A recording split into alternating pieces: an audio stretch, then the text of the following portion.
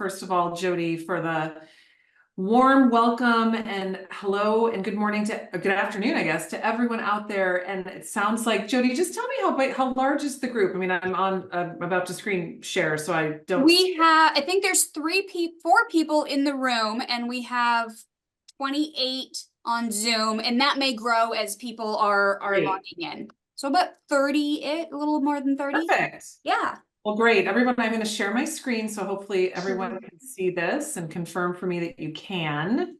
We can see it. You can see that. Okay, yeah. Perfect.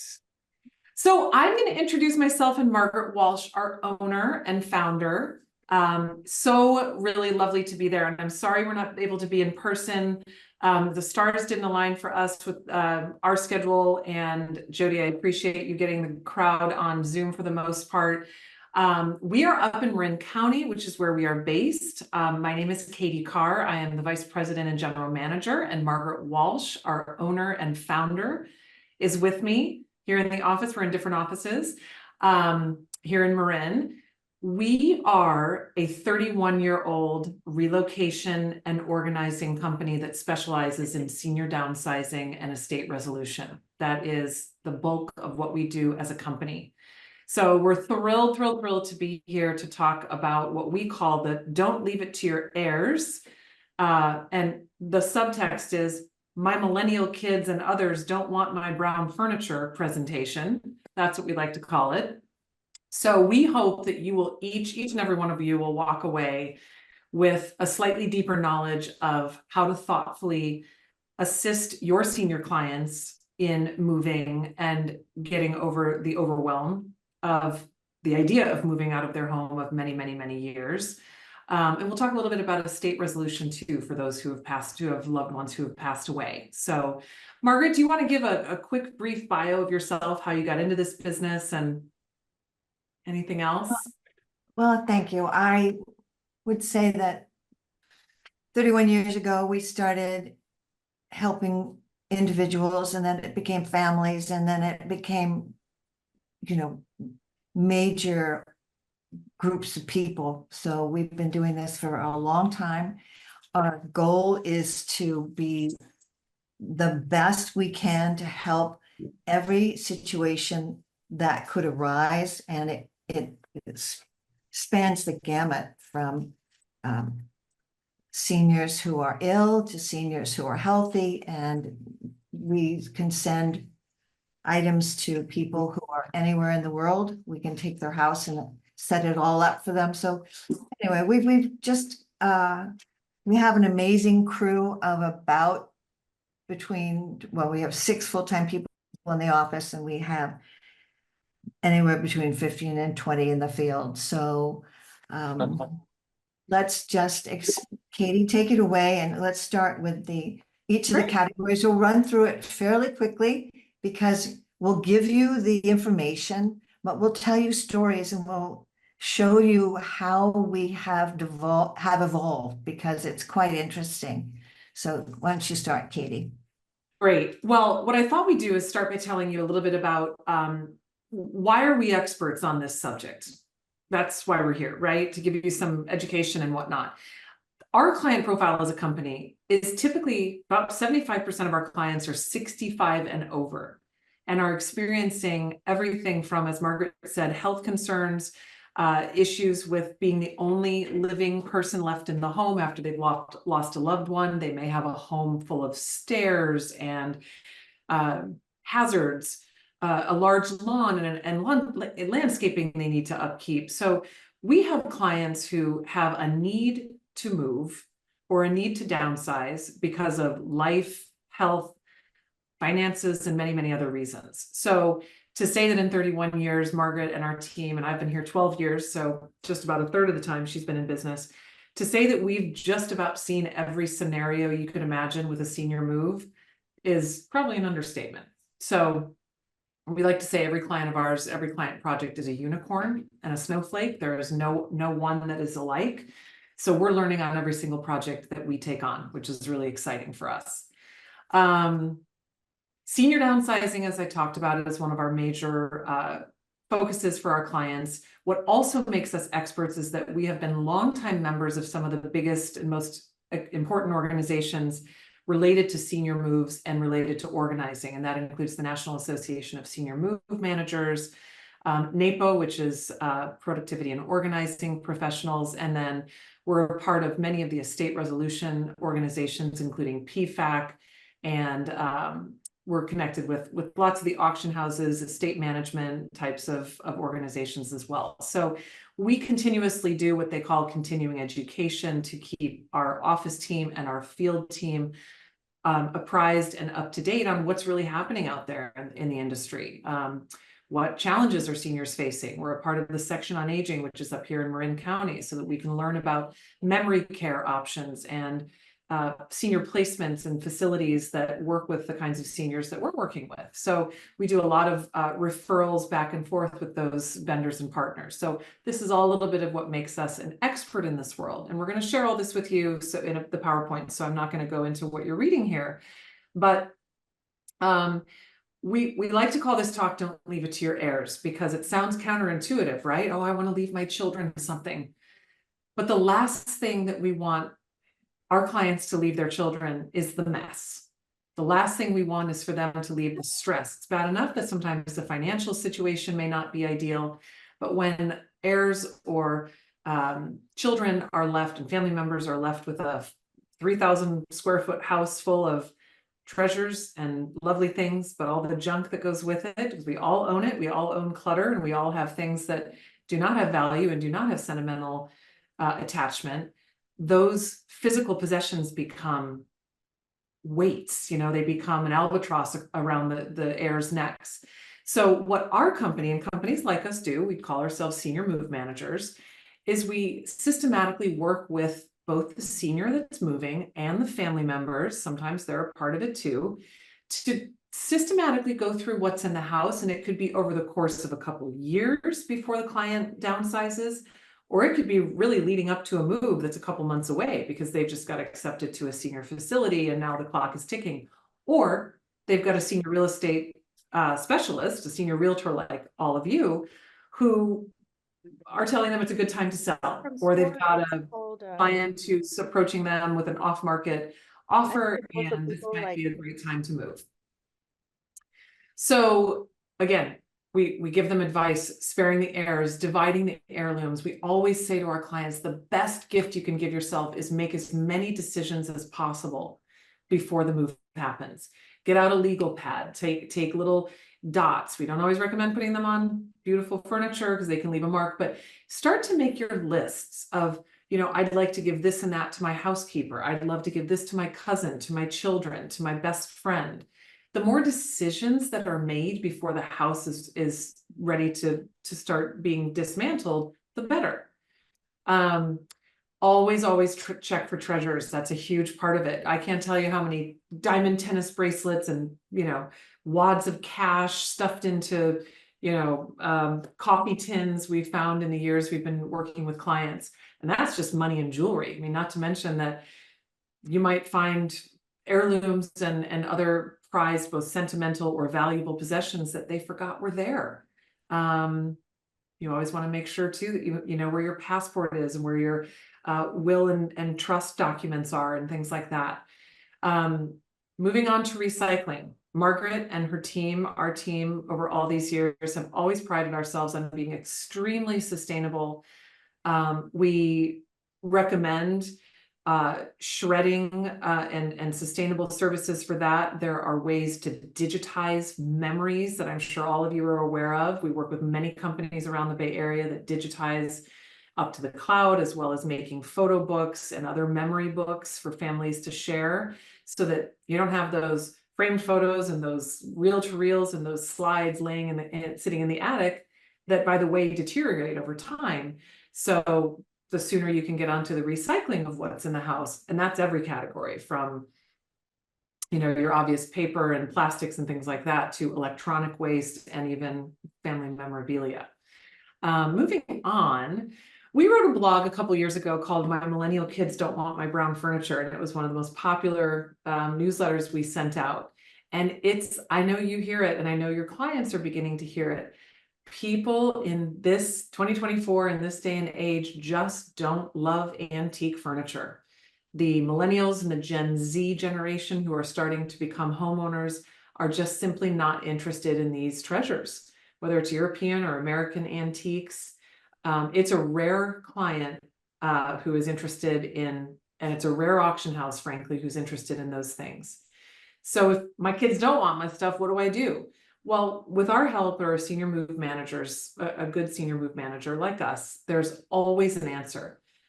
First of all, do the decluttering and dig deep and do that soul searching. Do I really need these, these trinkets or these tiny things or these five identical wooden spoons or items in my kitchen that I just won't use when I downsize?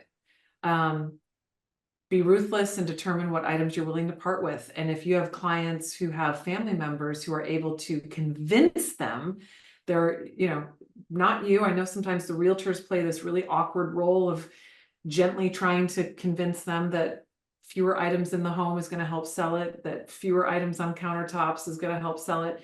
But if you're partnering with a family member who can try to convince that senior that these things have a home somewhere else, the objective third party like us could be a huge help. There are all kinds of online and brick and mortar consignment options. We'll get into that as Margaret and I talk about some case studies. And there are tons of donation opportunities for, I'm not kidding, just about every category in the house. There's a charity, for example, a nonprofit called Scrap in San Francisco that will take used candles, gift wrap that's sitting in our attics. They will take, what else, Margaret? They'll take photos, art supplies, yarn, needlepoint, all kinds of items you would never believe could find a home and not in the landfill, which is what we love. Moving on. These are real clients of ours, folks. These are clients. We have toy soldier collections. We have a picture of an office there with piles and piles and piles of CDs, DVDs, books, everything you can imagine. These are real clients that we worked with. We had a client in the upper right corner there that whose wife passed away, and they had a doll collection that I had never seen before. And guess what? We found a consignor to take almost all of those dolls. So again, with the help of people like us, these clients can find homes for these things. It doesn't happen overnight. It takes a couple of weeks. In this case, some of these clients only needed a couple of weeks with our help to do so. But there really are some places for all these things. Now, I'm not saying that these things will collect money necessarily, but there is definitely a place to donate things. We had a client, for example, who was a cookbook author, and she was a teacher, and she happened to specialize in Italian cooking. And she had gobs and gobs of Italian cookbooks in Italian.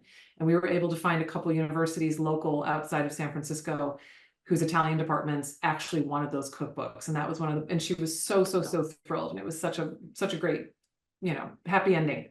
So I will move on. Margaret, I'm going to let you talk a little bit about finding a reliable mover for your clients. This is a huge part of the downsizing process. Yes.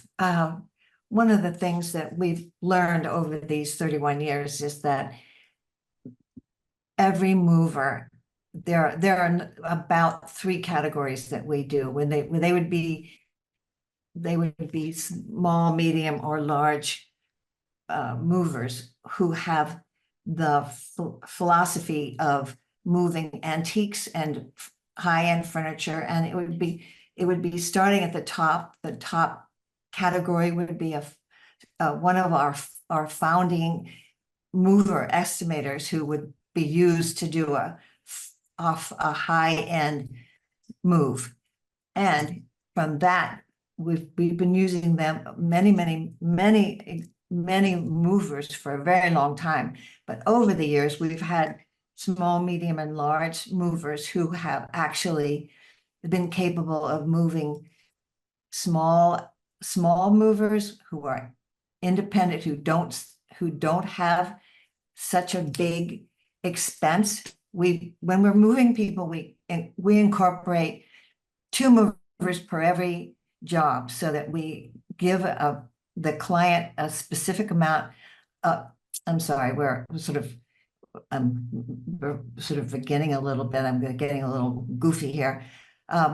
We bring in 2 movers for every person that we're moving, so that the the movers have to look at and bid on every particular job that they're doing. We don't, changing places does not take any money for having a mover come in, having the two movers come in to give us the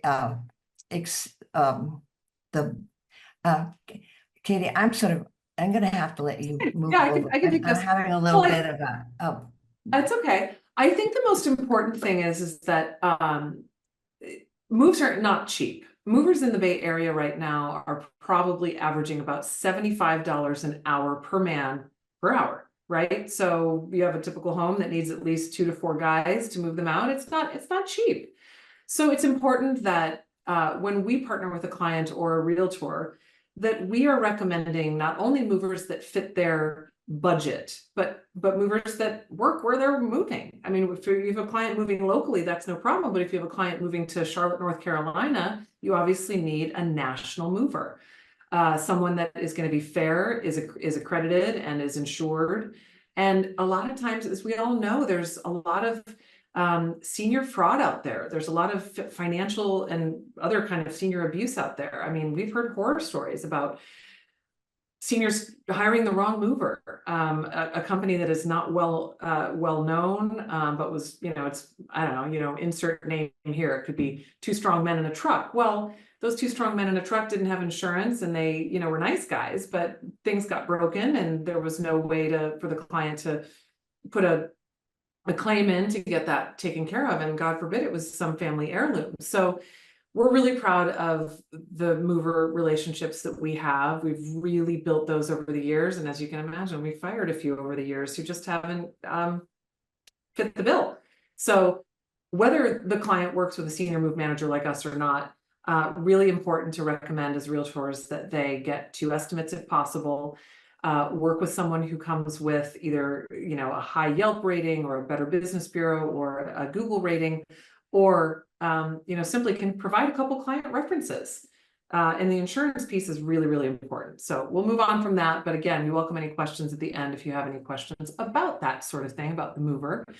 But I think the exciting part that Margaret and I can talk about is what we call our case studies. So I will say that we work all over the Bay Area, so we have experience all over. And so whether it's a beautiful home in San Francisco or a home on the peninsula or in Santa Clara County, we've worked in many, many homes in your area.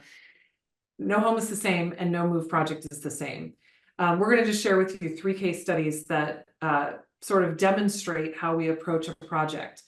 And I will say that any company like us, and we're one of the bigger, one of the biggest and best in the Bay Area, we work with clients of all size. We do have a specific, pricing model, but some of the case studies we're going to share with you are the ultra wealthy, which include this estate here, which was the Sutro estate in San Francisco, to the client that was moving out of San Rafael after his wife passed away, and he had a certain budget for this move, and there we go. So case study number 1, a San Francisco historic estate. So in 2013, Margaret and team were approached by a realtor in San Francisco, and the estate was the family, the Sutro family in San Francisco. It was a 7,000 square foot home, very, very large. The family had lived in it for, I think, 40, 50, 60 years, Margaret. It was actually 10,000 square foot. Okay, so the matriarch passed away at age 101, and her 2 heirs hired us to really conscientiously clear the estate. And so this estate was full of some of the pictures you can see here. China sets galore, silver sets you couldn't imagine, tons of furniture, art, rugs. In the top right there, that was our wardrobe room where Margaret and team put together a fabulous organized and sorted kind of boutique where we allowed the clients to look through all of the possessions that the family had and come up with a plan to disperse these items among their 17 heirs. So there were 17 grandchildren among, I think the family, the matriarch had 4 children. So we devised a family auction so that we could help the clients determine how they could not only decide who gets what, and we were the impartial third party, but then physically ship those items to those heirs. So it was a really, it was probably over the course of about 3 months.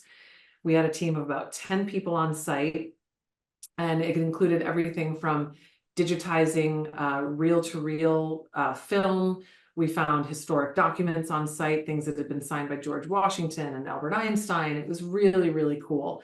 And the client's testimonials there below. But this is a very fancy estate, a beautiful, beautiful house, but the loveliest family. And this is not the only type of client that, you know, folks like us work with. This next case study, Margaret, if you want to talk a little bit about Gustavo, was a senior downsize. He was a single man moving from about a 2,000 square foot home in San Francisco to about 600 square feet. Do I have that right? His partner died and left him with a 2,500 square foot home and lots of valuable things that he actually chose to sell. So when we put together the moving estimates and so forth, we helped him to sell the items that he owned, so that we ended up not, he did the entire thing without making, and he made tons of money, and he allowed us to help him support his finances, so it didn't cost him anything. And he moved from 2,500 square feet to 600 to the San Francisco towers. And then he's just one of the most wonderful men on earth. And so we helped him move in and sell all the items that he had that he didn't want to keep. And he moved into the San Francisco towers with a really sweet, small apartment. And it didn't cost him anything, because we sold the items through people like Bottoms, and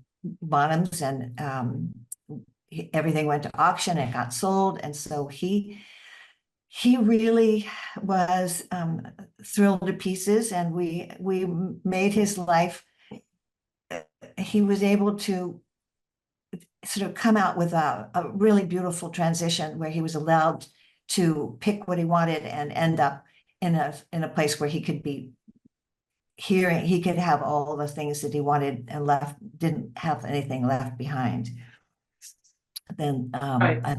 there's also other people too. So we talk about Yeah, Margaret, I love when you share the story about we're dealing, one of the things I know many of you may be dealing with in your own personal lives as well as clients is what's happening with memory care in America. There's, you know, dementia and Alzheimer's is a real it's a reality for clients and many of us in our personal lives alike. You know, Margaret's got a dear friend who's dealing with memory issues right now.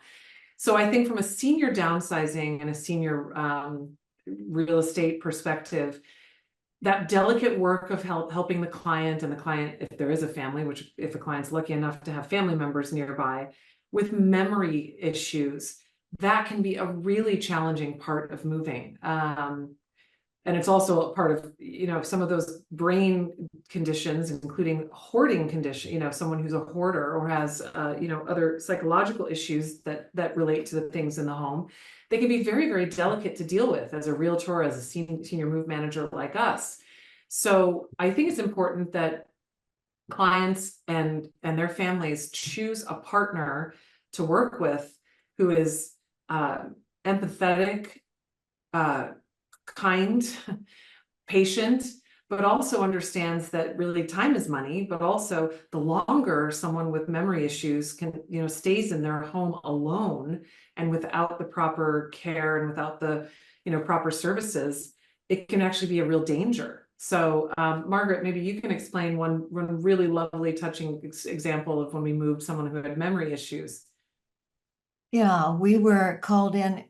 We'd been working with a family called the Madisons, and so when the wife's mother had Alzheimer's, she had been moved to Alzheimer care, and the father had been in the same room with her, but with a door in between so that they were next to each other.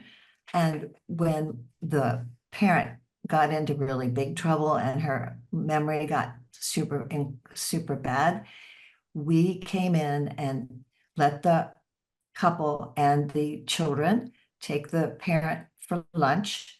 And we had them take a long lunch, and we moved them into another facility in a different part of town.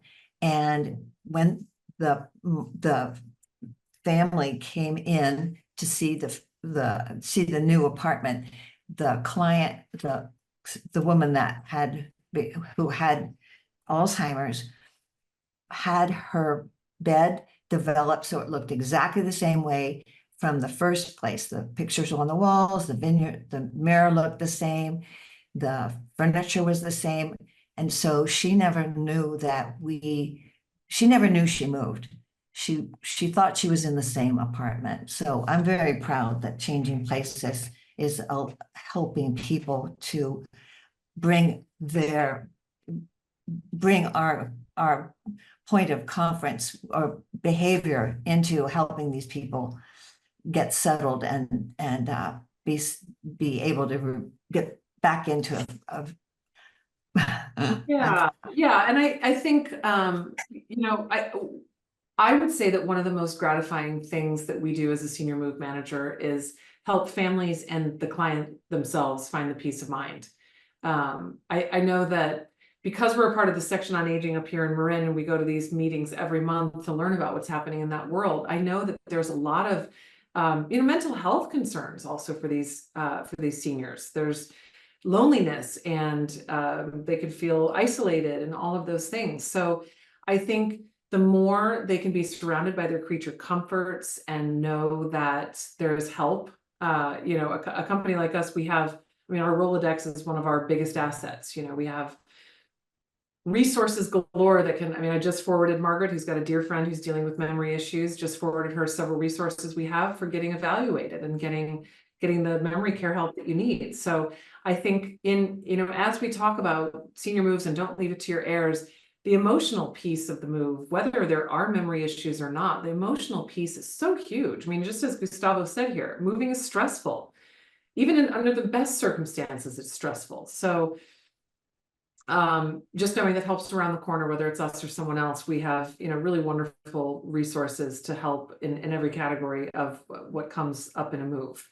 And so I'm doing a time check. We've got about, Jody, about 20-30 minutes most. I want to leave it about that. And if it's okay, do you want to pause just for a second? Does anybody have any questions? Do you want to put them in the chat box? Do you want to raise your hand? Does anybody have questions about this process? I don't see any. I don't see anybody putting hands up. I have a question. I love questions, so please ask. You talked about the person that had 17 heirs. That's a lot. Do you guys help manage expectations for people and the heirs that are coming in that think, well, I'm the oldest, so I get first pick, or I'm the baby, so I get first pick? And how do you guys help people through that piece?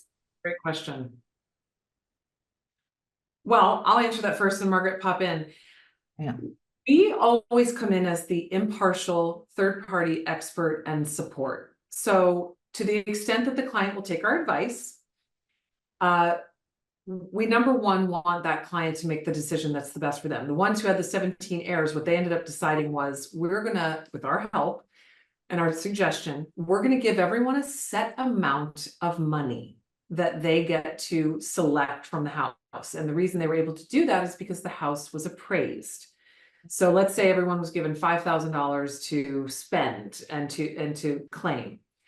That might have meant that someone chose 20 things that equaled 5,000. One person chose one thing that equaled 5,000, and there were heirs who decided they didn't want anything. But by having a third party like us involved in the process, it took the burden off of the family member, right, or the executor or the trustee, so that they could get some advice. And in this case, I think the whole family knew that what Jack said was what was the decision. And to say that we know that family dynamics can make moves and can make a state resolution really hard, that's an understatement.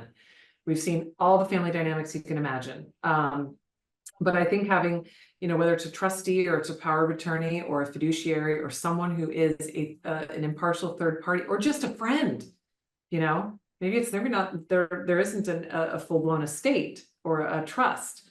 I think having someone impartial involved in the process is really huge. Margaret, would you add anything to that?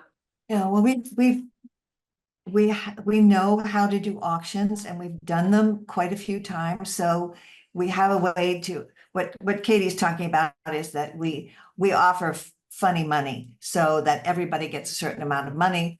They can pick what they want. And if they want more, if they want to use the money, and let's say it was $20,000, every single one of those 17 family members was able to come in and say, I want that armoire, or I want that vase, or I want that furniture, or the art, or whatever. So they come in and they pick what they want. And then the executors, Jack and his sister, decided who would get what from what each of the 17 people decided they wanted. So they were able to, in their own help and making their decisions, they chose who would get what. And we've done that quite a few times with other families. And then we put it all together so that we got movers to pack these things and sort them out. We made sure that everybody, there was a lot of art and photos and slideshows and things like that the family wanted. So we divided it up, and we let everybody in the entire family pick what they wanted. So we did CDs for people, and there was a lot of stuff that we did to divide it up equally and successfully. So yeah, it was, nobody cried. I think everybody thought they were fairly treated and that they got what they asked for, which is a really big deal. So I think that's pretty much it. Good question. Is there anything else we can answer before we just do a little bit of final stuff? And most importantly, I want to hear what your clients are asking you all, and if there's anything you all get tripped up on as realtors that you can't answer, where things should go, how to donate stuff, how to sell stuff. We're here to give completely happy advice and follow up with you too offline if needed. Is there any other question we can answer initially? Does anybody have anything? Okay. Well, one other, oopsie daisy, I just tried to look at the chat. One other case study that I thought we'd share with you is that client who had all those dolls that his wife had left. I know that folks and their collections are a big deal. We've come across everything from comic books, sports memorabilia, dolls. Gosh, everyone's got that client who has 5 bookshelves of National Geographic magazines, right? So a lot of times we get questions about, like, what do I do with all this stuff? Well, this case study was a widower in San Francisco, in San Rafael in Marin, he says it here. His wife passed away, and he was absolutely like frozen, like a deer in the headlights, about how to move forward. He was very spry, has all of his faculties, really great guy, and he decided to move to a local senior community in Marin. Well, it was about a downsize of, as he says, 90%, which is not inaccurate. His wife had everything. She had a dollhouse collection. She had a doll collection. She was a needlepoint gal. Their kitchen was full of, I don't know, we couldn't possibly show you pictures of everything. Their kitchen was full of 6 of everything you could imagine. Whisks, colanders, they had china patterns for every occasion, every season, every holiday. He had an 800 square foot storage space outside the home, about a mile away, that was full of things. It was mostly Christmas decor. And he was just like, what do I do? And he asked his Engel and Volkers realtor do you know anybody who can help me with this? I am totally frozen. And she's thought of us. So over the course of about 2.5 weeks, we systematically worked about one day at a time with a team of 2 or 3. And then it got larger once we was ready to move. And we tackled one room at a time. His first thing that he wanted to tackle was the attic and this doll room that his wife showed all her dolls. The next thing we tackled was his garage. The next thing we tackled after that was his office and her office. Then we tackled the primary closet. He had a his and hers section. She had hers, he had his. He couldn't find a way to he couldn't find it in his heart to get rid of anything on her side of the closet until we came in. So we were able to work with everything from like the equivalent of Dress for Success to obviously, you know, Goodwill, Salvation Army. He had some family friends who wanted some of her beautiful clothing. They had a housekeeper who took some of their clothing. They also had a dog, so there was plenty of dog stuff that needed to be downsized as well. And often we can give that kind of thing to not only the local Humane Society, but fun fact, animal shelters really love to get blankets and towels for their pets. So that's oftentimes what we do with the multitude of towels and linens and things that we take outside out of a home. So Gerald was his name. It was just so gratifying to know that we had helped him over this mountain of a task. And, you know, here's his testimonial. So I love to use his case study as an example of there truly is a place for almost every collection you can find. Not that, again, you're going to monetize that collection. In this case, he was able to monetize some of these dolls because they were very rare. But as you can imagine, he had tons of tools and her dollhouse collection and her needlepoint. They weren't able to monetize that, but we were able to find people who really loved it. And that made it so gratifying. So I thought I would get more questions about the consignment process, how to get rid of things, how to haul things away.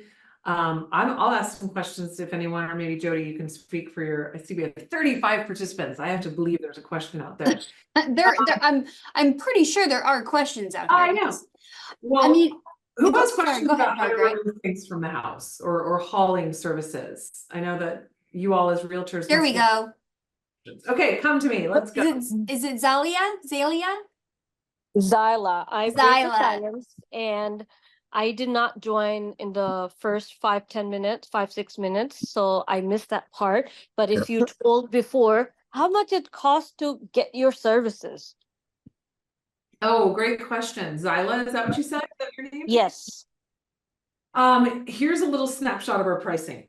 So we charge on an hourly basis, and typically an 8-hour minimum day with 2 folks is how we charge. And our pricing is right here. So you can see, you know, our average price is about 115 an hour times, you know, but we go as low as 85 for what we call our smart muscle guys.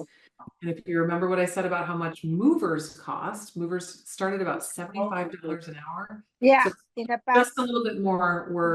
We're in a trunk, in a trunk. Oh, I talked too close. Oh, okay.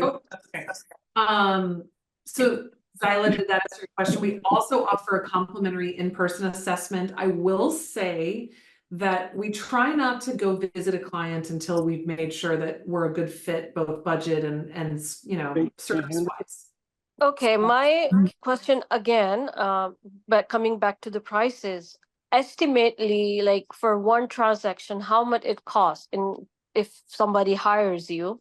So Yeah. you get it from the owners, or you get it from the realtor?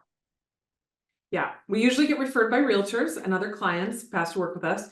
And I would say that our average is anywhere from 1,200 a day to, for a bigger project, could be 3,000 or 4,000 a day. So we're not right for every client, but we are an economical option for those who, you know, who can't handle this themselves. You know, I think I always say that that's with the opportunity cost of a client hurting themselves, trying to, you know, get on a ladder and get to the highest reaches of those closets. Is that worth their health and their sanity, or a few $1,000s? Or, you know, our average price of a job is anywhere from $6,000 to $10,000, which is not inexpensive. We totally realize, but for the client who can't physically handle it or has no family in town that can help them, we're a great option. I see another question in the chat. Let's see. How can clients pay you at the time of service or close of escrow? We are absolutely happy to work with the concierge programs that some of the brokerages offer.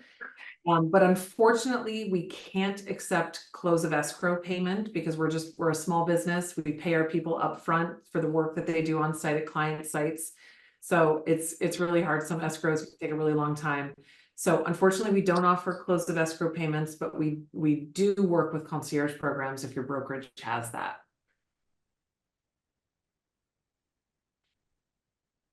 Any other questions?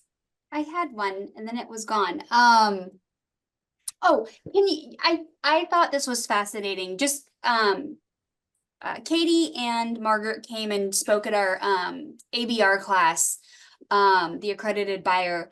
And one of the things that you guys mentioned that I thought was such an out of the box thing for me, but you had a client who was 93, I think it was, and you hired someone to just come and sit and listen to her stories. Because a lot of times, sometimes they want to tell you about everything 12 times. Right. And having somebody that can just listen and just, do that, I think is a service. Can you guys talk a little bit about, some of those out of the box things that maybe everybody doesn't think of that is helpful for the process? I can talk about that because we have a client whose name was Mary Porter, and she loved to chat, and time is money, and we wanted to make sure that somebody listened to her so she felt respected and appreciated. And yet we had to make decisions that would move her forward to get her out of the house. And so the little person that we hired was another little old lady who was actually very mindful and could hear her and understand the process that needed to be happening. So she felt trusted and respected while we did our job. So, we've hired nannies, we've hired little babysitters, we've hired all kinds of people. We even hire people like babysitters to take on all of the medicines that are coming out of the medicine cabinets and punching, they come in those little pill packets and you have to punch them through so that the pills can be sent to the police station or the fire station. And we do that because it's cheaper and it costs less to have somebody that's sort of a babysitter nanny kind of person. So we're trying very hard to get the job done with as little expense as possible, keeping the client in tune and figuring out how to clear out the medicines and all that kind of thing. So I think it's just for the betterment of the client to be able to provide them with our services and let it cost as little as possible. But we can actually have a great big job where we have 15 people on the job. The Sutro job, which was the 10,000 square foot home, we had 10 people on because it was 5 stories. So, each floor was us showing up to do certain categories to set it up and divide it and have it be having the heirs come in and then decide what they wanted, and they could tag by creating a pillow, creating picking a color, and then the heirs were able to decide who got what, and then we shipped it all to all those people. But Mary Porter was the first person that we brought in to say, oh boy, God, she needs help. She loves to talk, and so we wanted to make sure she was happy, and we helped her get it put together so that we were all working on the same thing for her. Katie? Yeah, and I see another chat question. How much total cost and days for okay, so Zyla, I think I answered that for you. One thing I will also say is that, listen, if we're not the right resource for a client, or the client is we've come across many what situations, and I'm sure some of you realtors have seen that. We are not the right resource for what would you call it, Margaret? kind of a confirmed hoarding situation, because it is a psychological disorder. And you can, as Margaret would say, you can damage someone permanently if you Right. remove something. It could be a magazine, or it could be a family heirloom, or it could be a sponge from the sink. You know, we will gladly recommend proper sort of certified vendors that handle that that have expertise and have an accreditation almost in that type of work. We're very, very transparent about how we charge and how we work. And if we're not the right fit, I always want you to walk away with, hey, you know, changing places wasn't a perfect fit for my client, or that was outside their budget, but they gave me 2 really great names of people that could help. That's why we're a part of these national organizations and local organizations that do like-minded work, so that we could always refer someone if we're not the right fit. And we also just finished moving. We have a senior we've moved actually 4 times. And the last one we moved before just recently was we moved her to Sun Valley. It was 10 years ago from San Francisco. And she called us 3 months ago, and we've just finished moving her from Sun Valley to St. Louis, where that's the last move. She moves back to her own apartment, but to be close to her family. And it took us 2 weeks. Well, it took us 2 months, but the whole job, we moved, our crew went to both places, both cities, to help her find the right movers, get the 2 proposals, get the bids, get the estimates, move $1.5 million worth of art. And we carried $300,000 worth of jewelry on the plane. And we got her all settled into her new apartment. And, you know, she's at least 83. And we're very keen on being able to represent people that are going in and out of different states and we've sent a lot of people to Europe to go back home. So it's a wonderful way to assist people with, you know, really big, important moves. Right. Okay, so I know Jody had to hop off. We've got 5 or 10 minutes. Is there anything else? Are there any other burning questions anyone has? I'm gonna also share how to get in touch with us. We're happy to talk with you offline if you have any questions for us. This is Rick Barry. Got a quick question to help my mom Hi. move. Hi, hello. You ladies are doing a fantastic job. This is so awesome. A very much Thanks. topic that needs to be covered, but yet, you know, with all the seniors needing assistance, gets kind of swept under. But anyways, my point is that I helped my mom move, and yeah, there's some stuff that I was throwing away that when as soon as you saw it, I unearthed it. It had dates way back in the 90s. So how do you loosen up the grip of compulsion hold on? It seemed like it was always an issue with her. I know that some of it obviously is pictures of family, but there's some stuff that was just not needed in my family, between my siblings and I. So any tips on how to how to let them loosen, like I said, loosen the grips of compulsion hold on? Oh yeah. Well, I think Margaret, one of the things one of the things we do is we have architects, stagers, decorators, designers that all work with us. So they can be part of our team. And so the first thing for somebody that wants to take too much is we'll help them do a floor plan. We would either do a CAD drawing, or we have architects and people like that who can actually show them what will fit with the proper amount of space between each of the pieces of furniture. And like actually with Gustavo he had 600 square feet to use. And when he saw his own floor plan, I said, oh my gosh, you have an inch or 2 between each piece of furniture. You need 3 feet. And I shared with him, and he understood. And then he understood that literally the furniture was too close together. And so we put in different kinds of bookshelves. We took in different furniture.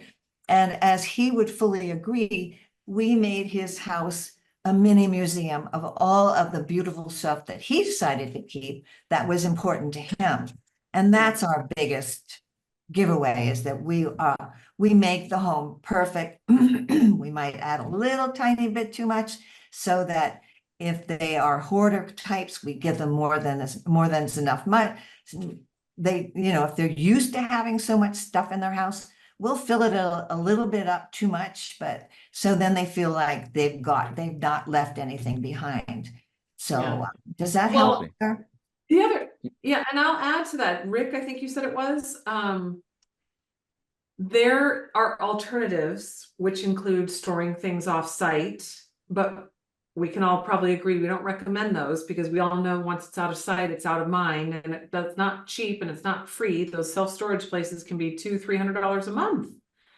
So again, I think having that impartial third party who's able to say, you know, are you really going to use it? Or, you know, and even sometimes using, I hate to say this, but sometimes it works for the right person, using examples of how a client made the decision to keep and store things and how much it cost. Maybe cost will speak volumes to them, or that, you know, it took up too much space and they had, like Margaret said, they had tripping hazards in the house. Well, if you keep all that stuff, you're not going to be able to walk in the house. The last thing we want is for you to fall. So it's again really hard, but I will say that there are some really great senior organizations out there. Again, if you need a third party besides us as a move manager, there are other third party organizations that can really partner mentally and emotionally with seniors.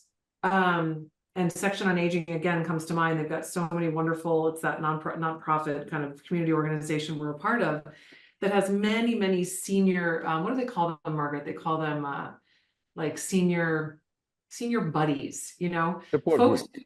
Yeah, senior support groups and senior buddies who can kind of come in and either one time for the move prep or for the relocation and downsizing prep, or on an ongoing basis. They're resources that are usually free, frankly. In our area, we have Marin Villages, and we have Margaret. It's called it used to be called Whistle Stop, but now it's Vivillon. Vivillon, right. Who help not only transport seniors, but offer all kinds of services. If you just Google it, there's stuff there.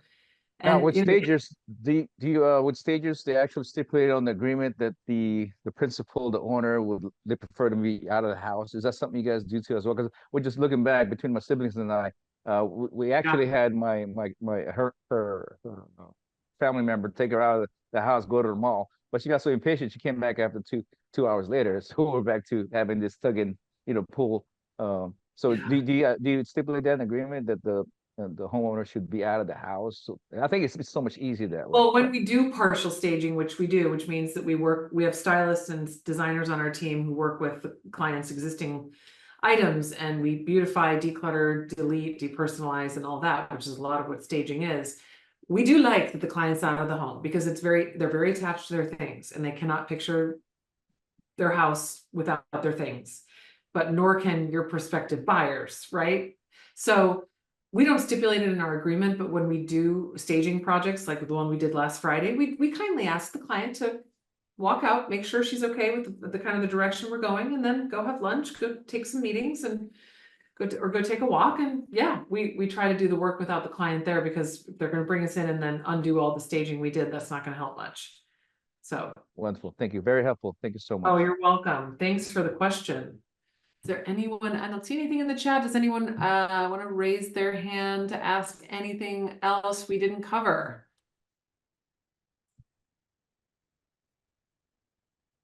Oh, I'm going to actually stop my share because I think you've seen everything. We will share those slides with all of you. I think we're pretty much at time though, and we appreciate this very much. And Brenda, I think you're there in lieu of Jody. If there are any follow-up questions, our contact information is at the end of this PowerPoint, and very happy to answer anything. Take a phone call with any of you, support your clients however we can. Margaret, anything you'd add? No, thank you for your time, and I hope to hear from you. Great. All right, everybody. Thank you so much. Have a wonderful day and weekend. We'll be in touch, we hope. Okay. All right. Bye. Thank you.